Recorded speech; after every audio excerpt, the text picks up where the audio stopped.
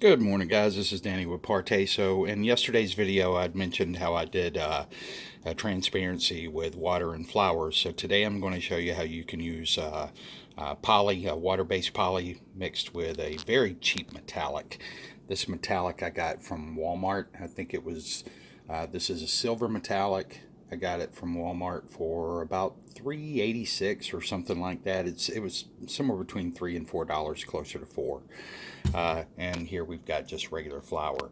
So I'm going to mix in. I've got 4 parts, 4 tablespoons of the water-based poly, and I'm just going to use 1 teaspoon of the metallic here.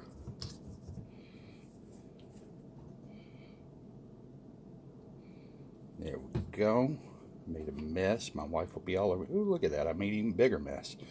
So we'll just put a little bit of that in there, right? Try to get all of that out because those little plastic utensils, stuff wants to stick to them. All right, and then add to that, I'm going to mix in 1 and probably 2 tablespoons of flour. So while I do that, I'm going to, just so this video is not extraordinarily long, I'm going to pause it for just a second. Okay, I just wanted to show you real quick too. Now I've only put 1 tablespoon, and that may be all I do. I don't work with flour a whole lot. I played around with this stuff during craft stuff with my kids, but I forget just how absorbent flour is. So it's probably, if I use 2, it may make it too thick. So far we're 4 tablespoons of poly, 1 teaspoon of silver metallic paint, the cheapo kind I got from Walmart. I think it's called Folk Art. Yeah. And then I've just got 1 tablespoon of flour in there. Now what I generally do is I'll mix it and then I'll let it set for a little while, maybe just 3-4 minutes, and then come back because it'll absorb some of the fluids, and then just keep doing that until you get it to where you don't have any clumps. So I'm going to pause this again. All right, so we got it stirred up. Now, anytime that you use poly and you're stirring like this, you're going to introduce air bubbles. So I would always recommend that when you finish, you just let it set for a little while and let the air bubbles come up. Now, I'm going to paint this onto a piece of glass. If you were looking for something that's going to be more permanent, for one, I probably would use acrylic. It's probably going to be cheaper, it's going to be safer, it's not going to break on you. But there's one thing, in Mr. Bird's videos that he fails to mention, and that's that anytime that you put any kind of paint coating or polymer coating, anything like that, onto a piece of acrylic, it'll stay for a while.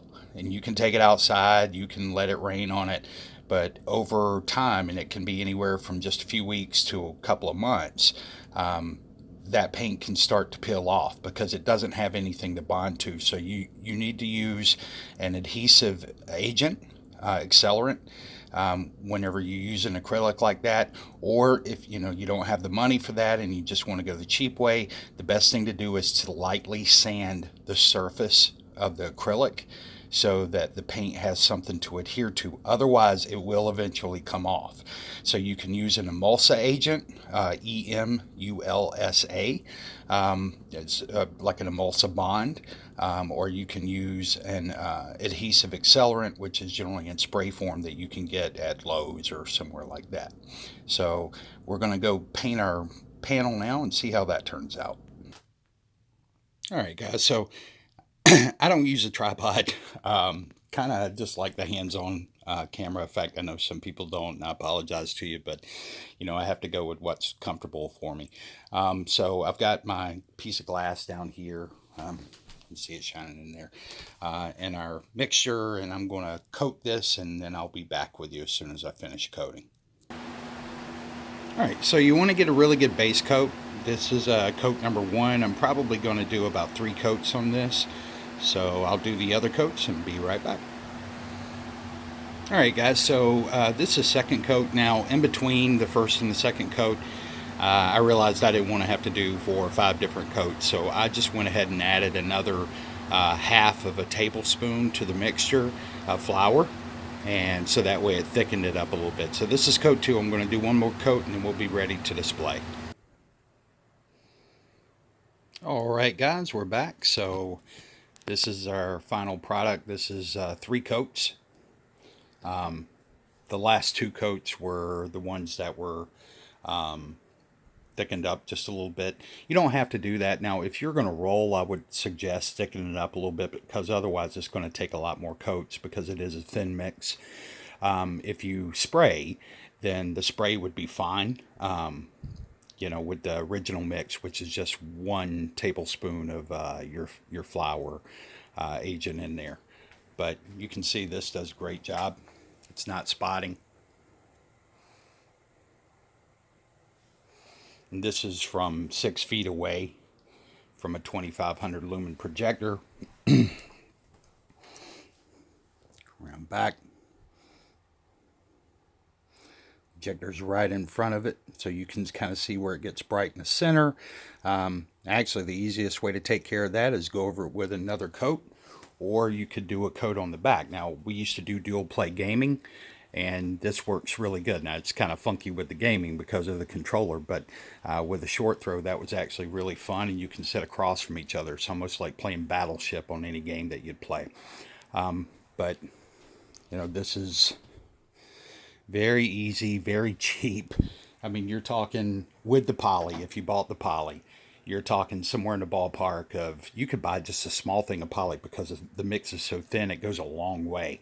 So you could buy just like a little 4 or 6 ounce thing of water-based poly, and you got $3-4 in your silver metallic paint if you needed to get that.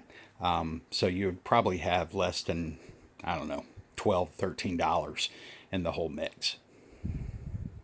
So once again, no need to spend hundreds.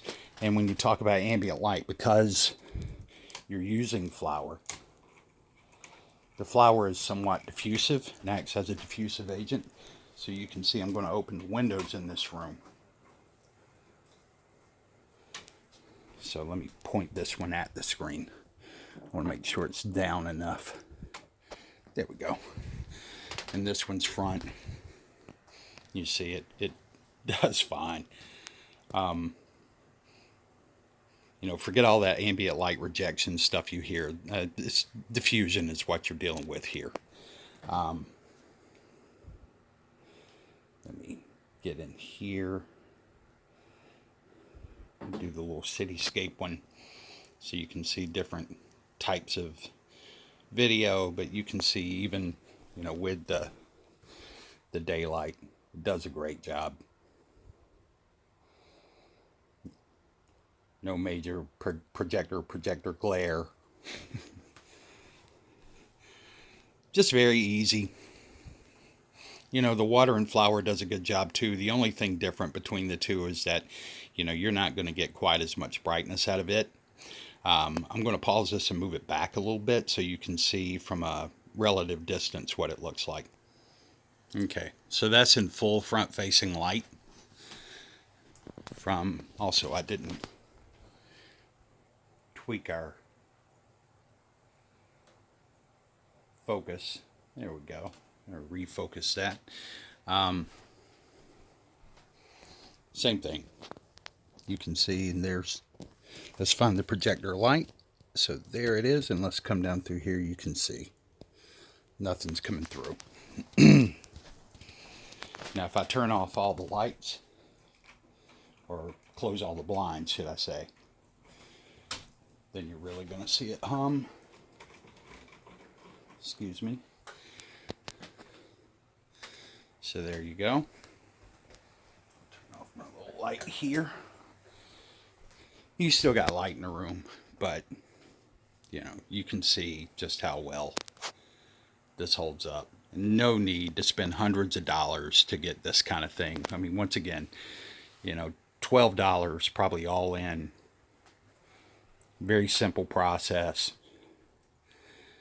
So somebody trying to sell you something that does this for a few $100s is absolutely asinine. So I just want to throw that out there for you guys. I hope you have a good day. If you have any questions, as always, reach out to us in the email in the description below. And once again, have a great day. Bye.